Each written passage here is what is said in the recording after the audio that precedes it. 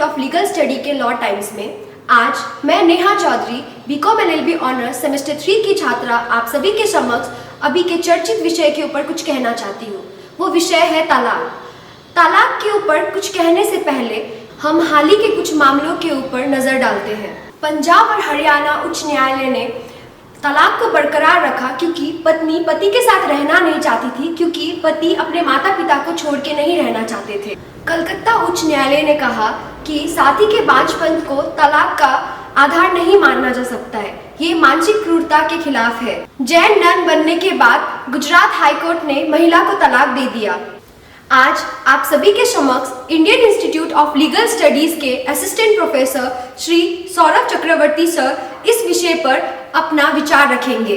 नमस्कार, आज हम लोग हिंदू विवाह अधिनियम के अंतर्गत तलाक के विषय पर चर्चा करने जा रहे हैं। सामाजिक दृष्टि में शादी को जन्मों जन्मों का बंधन माना गया है और तलाक को एक पाप माना गया है। लेकिन समय के साथ जब पति पत्नी के बीच वैवाहिक जीवन में समस्याएं आती हैं, तब वो अपने वैवाहिक जीवन को कानूनी तौर पर जब खत्म करना चाहते हैं तो तलाक का प्रावधान अपनाते हैं। हिंदू विवाह अधिनियम 1955 के अंतर्गत पति या पत्नी अपने शादी को खारिज करने के लिए हिंदू विवाह अधिनियम के अंतर्गत जो प्रावधान है उसके अंतर्गत जिला न्यायालय या पारिवारिक न्यायालय में आवेदन कर सकते हैं। हिंदुओं में बुद्धिस्ट, जैन, सिख और हिंदू आते हैं।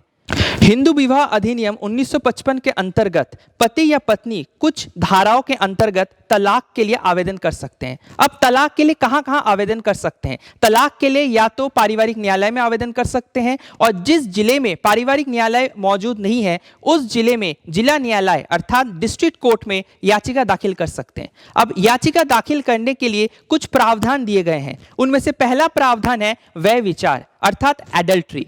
एडल्ट्री का मतलब क्या होता है?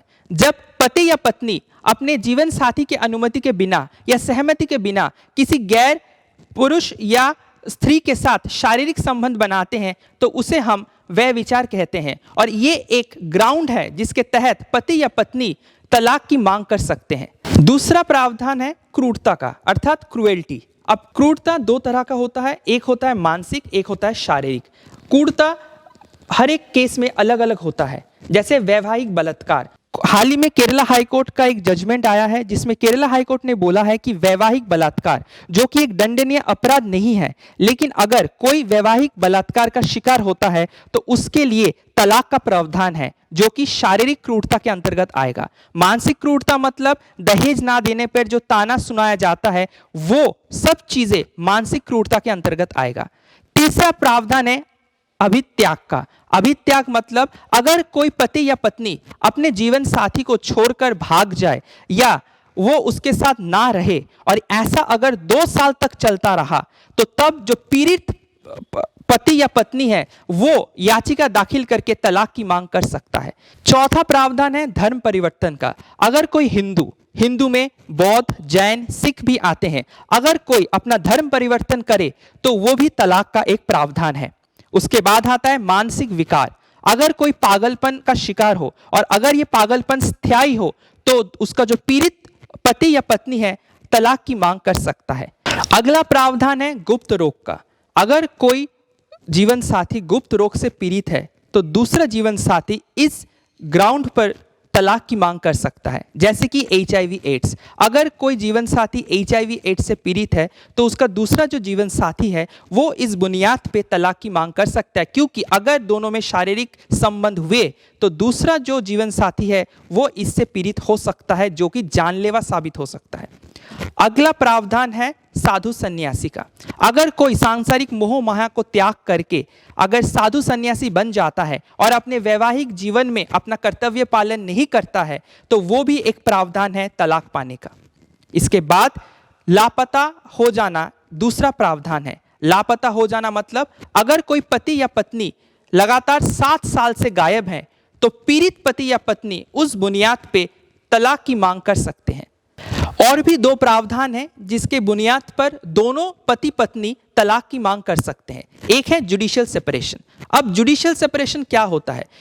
धारा 10 के अंतर्गत हिंदू विवाह अधिनियम में बोला गया है कि अगर पति पत्नी दोनों एक साथ रहना नहीं चाहते हैं तो वो जिला न्यायालय या पारिवारिक न्यायालय में जाकर याचिका दाखिल करते हैं।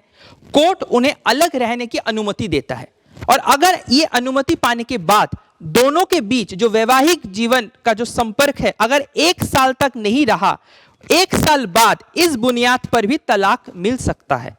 इसके बाद आता है restitution of conjugal rights. Restitution of conjugal rights धारा 9 के अंतर्गत में आता है। इसमें क्या होता है कि अगर कोई व्यक्ति अपने वैवाहिक जीवन के अधिकारों को बचाने के लिए कोर्ट में जाता है और कोर्ट उसके पक्ष में फैसला सुनाता है, उसके बावजूद अगर दूसरा जीवन साथी उसमें सहयोग नहीं करता है तो इस बुनियाद पर भी जो पीड़ित जीवन साथी है वो तलाक की मांग कर सकता है। ये वो सारे ग्राउंड हो गए जो दोनों पति पत्नी को मिलता है। अब हम ऐसे 4 चीज़ों की आलोचना करेंगे जिसके अंतर्गत केवल जो पत्नी है वो तलाक की मांग कर सकती है। ये विशेष अधिकार पत्नियों को दिया गया है हिंदू विवाह अधिनियम 1955 के अंतर्गत। पहला है दूसरी शादी करना। अगर पति पत्नी की अनुमति के बिना या सहमति के बिना उसके जीवन काल में दूसरा शादी कर लेता है तो इस बुनियाद पर पत्नी तलाक की मांग कर सकती है। दूसरा प्रावधान है जब पति अप्राकृतिक यौन संबंध बनाता है तो इस बुनियाद पर पत्नी जो है वो तलाक की मांग कर सकती है। तीसरा है कि अगर सीआरपीसी के अंतर्गत धारा 125 के अंतर्गत अगर उसको मेंटेनेंस मिला हुआ है और अगर पत्नी चाहती है कि वो पति के साथ नहीं रहेगी तो उस बुनियाद पर भी वो जिला न्यायालय में जाकर तलाक की याचिका दाखिल कर सकती है। और अंतिम जो प्रावधान है वो है कि अगर पति पत्नी को शारीरिक रूप से संतुष्ट नहीं कर पाता है तो उस बुनियाद पर भी पत्नी को तलाक का अधिकार है। अभी हमारे इंस्टीट्यूट की स्टूडेंट नेहा चौधरी इस विषय पर आगे चर्चा करेगी। अब हम चर्चा करते हैं डिवोर्स बाय म्यूचुअल कंसेंट के बारे में जो कि धारा 13 में आता है। इसमें दोनों पति और पत्नी आपसी सहमति से तलाक के लिए आवेदन करते हैं। इसके लिए 3 परिस्थिति का होना बहुत ज़रूरी होता है, यानी कि पहला कि दोनों पति और पत्नी पूरे 1 साल तक एक दूसरे से अलग रहते हैं, यानी कि एक छत के नीचे रह सकते हैं लेकिन उनमें कोई संबंध नहीं होने चाहिए। दूसरा, वो एक दूसरे के साथ नहीं रहना चाहते।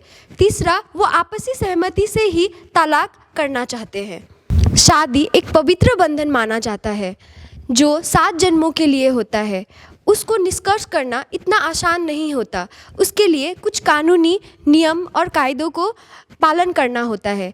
इसीलिए कानून को तलाक के लिए कुछ ऐसे नियम और कानून बनाने चाहिए जो कि एक आम आदमी भी उसको आसानी से अपना सके और तलाक लेने में उनको आसानी हो। धन्यवाद।